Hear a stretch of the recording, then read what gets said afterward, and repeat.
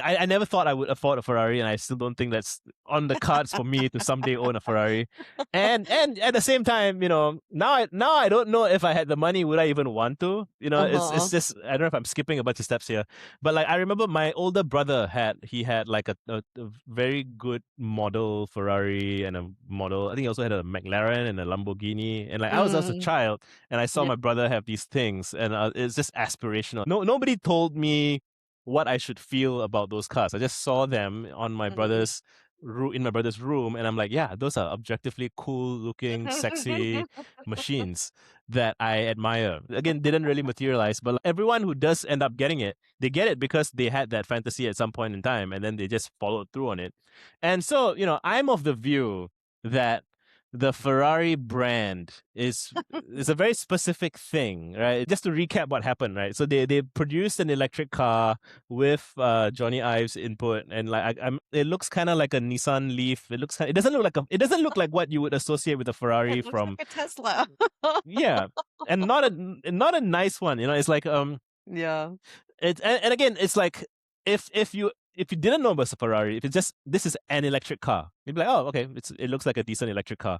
But when you say it's a Ferrari, it violates the assumptions that people have accumulated over several decades. And yeah, you can actually go and look back at like the very, very old Ferraris, and there were some like quirky, strange Ferraris back in like 50s or whatever. But like the brand has come to be associated with a particular, like the stallion, the very kind Yeah, of like yeah, yeah. I mean, sexy, Ferraris are meant to masculine, be red. sexy red cars, right? Yeah. And so, I'm willing to consider the premise. So like there's a snippet of a podcast, something going around Yeah, with yeah. one of the people who was involved in designing it, and they were saying we expect people to respond poorly to this at first. We expect them to say that's not a Ferrari, that's not whatever, but we need to go into the future with something different. There's a possibility that Ferrari will be reimagined going to the electric car age, but I think it's a brand violation or a dilution. And like maybe what they could have done is they could have done like a spin-off brand. And there are all these funny, like if you take like Axe body spray and like Dove soap, like they all have very different demographics, very different marketing, and they're all owned by like the same like parent company, right? Like I think Unilever owns both Dove and Axe. And like Axe used to have like these very teenage boy marketing of like girls running after the boy with the spraying himself. And then Dove had all these like very like female empowerment, like oh, you're beautiful, and like it's just very, you would not believe that they are both owned by the same parent. It's Yeah, like they yeah, seem completely different. And similarly, I wonder if Ferrari wanted to do some kind of like Apple car vibe thing, maybe they should yeah. have like something by Ferrari, like they have that bit of separation so Yeah, that yeah, you yeah. don't Yeah, hit or just the like a co-brand, right? Like you have the Harley yeah Davidson Fords, right? Yeah, I mean, I think the biggest thing here is it was overwhelmingly like panned, right? Like most right people just were negative about it. yeah Let me just drop some facts here. So it's their first fully electric car designed inside and out by Jony Ive and Mark Newsom's studio Love From. It's selling for $640,000. It's 5 seats, 4,050 horsepower, and 330 miles of range. But the biggest thing that people were talking about is that there's no like touchscreen on the inside. And Jony Ive stated it was because a large touchscreen doesn't work in a car that's incontrovertible. I find it easy and lazy. Ferrari's stock dropped 8% in Milan and then 5.1% in New York the day it launched. Not only is it an EV, which is kind of like, you expect most sports cars to be like, gas, yeah and to go fast, but then it just didn't look as sleek and like, sexy as a Ferrari yeah usually does. Who is the target audience for this, right? Like, for me, it's like in my mind, the, target consumer of like who buys Ferraris are people that don't actually care about having electric cars, But it reminded me of the whole like situation that happened with Cadillac, right? Where it's like they mhm, had that, brand change. They changed the car, made it more like round, made it very like androgynous, more like female heavy. And like we talked about that here. Like, one of the things that we thought that Cadillac could have done is like go back to its origins of like, how it used to be when it first came out. I have this idea that like, cars should kind of revert back to like their nostalgic, elements of like how cars used to be, and create like special versions of that instead of trying to create, all these like new cars that just like don't Yeah. actually appeal to people. And then like we found out afterwards that like the Cadillac car only sold about like, Yeah. 200 units across the Yeah. United States. Like that's Right. insanely low. Yeah. So So I'll be curious to yeah. see how many of these Ferraris they sell. Let's make a prediction. So I think the thing that you just said, like the cars should go back to their old thing, Mhm, I think mhm. that's going to happen next. So I think we are Yeah. now going through this awkward, embarrassing. This is like the new Coke era, the era, like where. Sure. But yeah, I would say the Ferrari Yeah, Lucy yeah, is like Luce.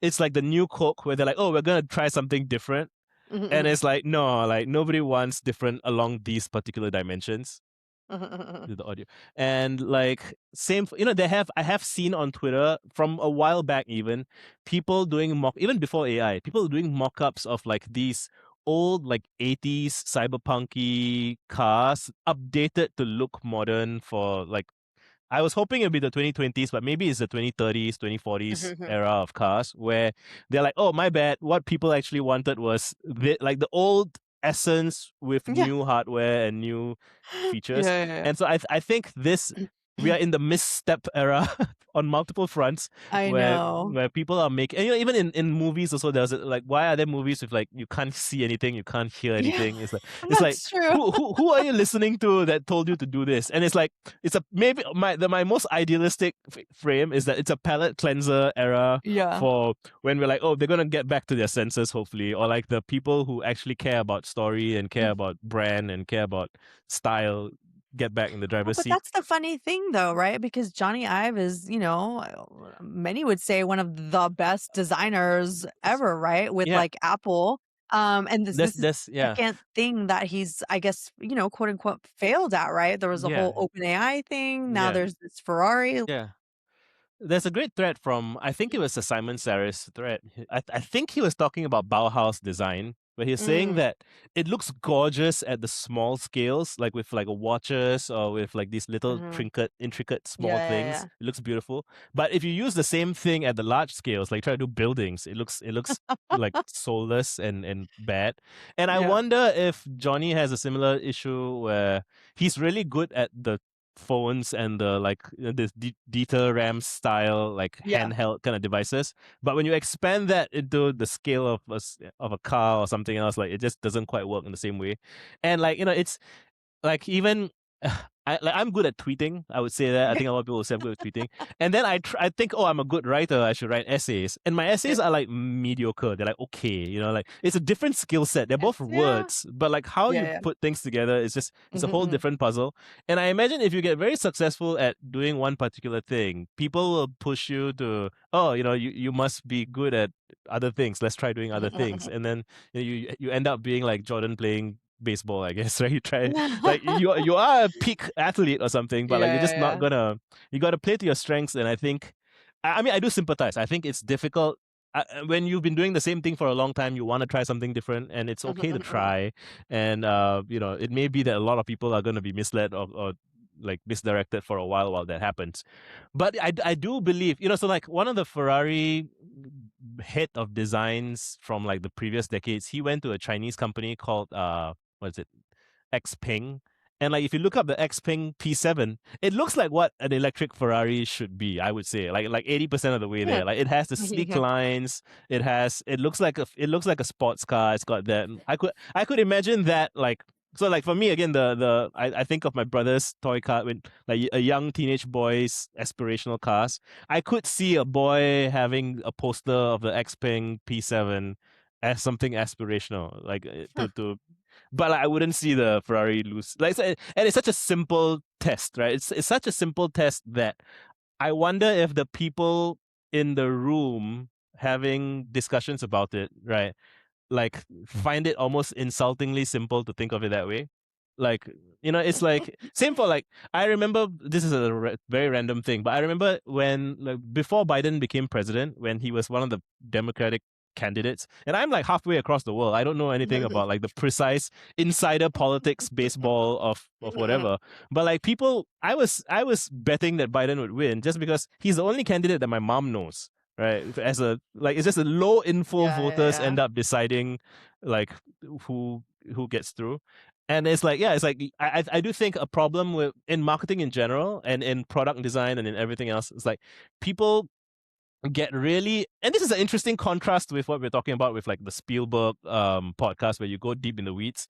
Like yeah. while you do go deep in the weeds, like for your I would guess that for your movie to be good, you can have deep in the weeds details, but you cannot miss like the low resolution, like if someone's squinting and they have Mm. like with very little info and very little context, like if that doesn't get them interested, then like all the deep dive details kind of get wasted because it's like Mhm. you don't get to have that first impact, first connection, Yeah. um, engagement, right? So it's like you have to do both. And experts tend to make this mistake. Like you take things for granted because you're so good at what you do and you get so into details and you're like, oh, if you see all the context that I have, you would understand why this is a great car. And like people don't have that context day to day. Yeah, yeah. That's super interesting because I saw mostly negative reactions, but I Mhm. did see that people liked the interior, Yeah, right? it's better. Um, The interior is better. Yeah, right. and And I so it think was people like don't. It doesn't. Yeah, so, go on. so it was like funny to think about. It's just like people are not going to get past the Mm, exterior to yeah, like the interior, but I could right, see, you know, other car companies taking details from the inside of the Ferrari and taking it right. for their car because they're like, Yeah, for oh, sure. people actually like this. They just Yeah. don't like how it's dressed up. The interior looks fine to me. Yeah. It's just even, I mean, so even the exterior, if it didn't have the Ferrari logo on it, it's a nice car, and it's just when you put the It's just Ferrari not a logo on it, Ferrari. yeah, it's not a Ferrari. So when you literally, like, I'm looking at the pictures now, and like if you just remove the Ferrari sticker, I'd be like, yeah, it's a pretty cool car. It's just when you put the Ferrari sticker on it, your Yeah. brain clashes. There's a dissonance Yeah, in the yeah, yeah. clash in your head between Yeah, yeah. that's not. Yeah. I mean, but I think that's a lesson for marketers, right? There's like Yes. there's an idea there that Mhm. people have of your brand. And if Right. you go outside of that, in a way that doesn't actually show the history, Mhm. people are just like, well, this is not, for me. You've changed it too much. I don't like it. And Right. you might even lose, people, Yeah. because they're just like, oh, that's not, I don't like the direction that the brand is heading. Like, I'm Right. good. Oh man, And they there was might this, even lose yeah, like, yeah, what is that cool factor points, right? Where it's just right, like you might even affect sales of your other Ferraris that do look right, like Ferraris because now you have this yeah, stain of a weird yeah. car, you I know? mean, yeah, exactly. So literally. So again, I don't have the disposable income to consider my next supercar purchase. But Yeah, yeah. like, if I was like, I'm kind of equidistant between Ferrari and Lamborghini. I'm like they're both kind of cool Sure, car. Like, yeah, yeah. but then if Ferrari does a misstep like this, and if let's say Uh-huh. Lamborghini's next car is just in line with what they've always been doing, then Uh-huh. it seems intuitive that I should go with the people who, because again you're buying the product as an extension to borrow some of their narrative, right? Like to kind of Mhm. to share in the story that the product tells. And like Mhm. right now, Ferrari's product vision is schizophrenic to the audience. Like you don't know what they you Which maybe is it'll pay off. crazy, Yeah, yeah. right? But I feel it like does. it Yeah. yeah, I mean, I feel like they're just wanting a change, but Hmm. it's just like, how are you gonna expand your customer demo Yeah. when, like, now neither customer thinks Right. Yeah. that you're worth buying or that you're cool or Yeah. like, when you're considering the brand, I mean, you Mhm. have to take into consideration that history or if Right. not, like, be prepared to lose, Yeah. both sets of customers. Yeah, I again, like I tend to look up this class of thing. Again, video games are my passion. So like same thing has played out in video games a bunch, where like there are games that are very good at something, and then mysteriously the sequel just sucks at all the things that the previous game was good at. And I used Uh-huh, to try uh-huh. and understand why, like why Mhm. did they ruin the thing that the people who love the game love? It's probably similar the case with Ferrari as well. Like it's if you dig into why these decisions were made, it's like internal politics in the management. Like there's people who like, so there would have been some people who said we should do things the old way, and then like the people with increasing amounts of power in the company, it might be the salespeople, it might be it's just a different group of people. Even there's a Steve Jobs quote about this. He talks about how the product people with the sensibility for what makes a beautiful product that customers love, they have to make the thing first, and then everyone loves it. And then to get more sales, you get like the marketing, and and again, when he's talking about marketing in that context, he's talking about like very, just pushy advertising, like whatever it takes to make number go up. And that means even undercutting, like over promising things, diluting the brand, whatever, like for like quarterly sales maxing, right? Like you may violate the brand. It's a very kill the golden goose kind of dynamic. And then Mhm. when those people end up in charge from having, like one good quarter or couple of good quarters, they then feel like they know what they're doing. And from their perspective, it must feel that way. And then they make suggestions that violate the essence of what makes a good product. And the product people like either quit or leave in disgust or get fired from butting heads and not knowing how to play politics or like whatever. And then you're left with people in the company who don't know how the sausage is made, right? And then it happens in every organization. I think it's almost I used to wonder if it was like avoidable, but I've come around to thinking that every company slash product has its day in the sun, and then it overstays its Mhm. welcome, and then it's time for the next guys to come along and show how to do it better. So yeah, Yeah, in my mind, Ferrari has like one more shot to like redeem themselves. Like either their next car has to be like, just kidding. Here's the real. yeah. Like you get to do one new Coke before you go back to Coke, right? That's Otherwise, funny. Yeah. it's you do new Coke and then new Coke 2 and Coke is dead, right? That's just my view. So that's how I think it's gonna happen. That's funny.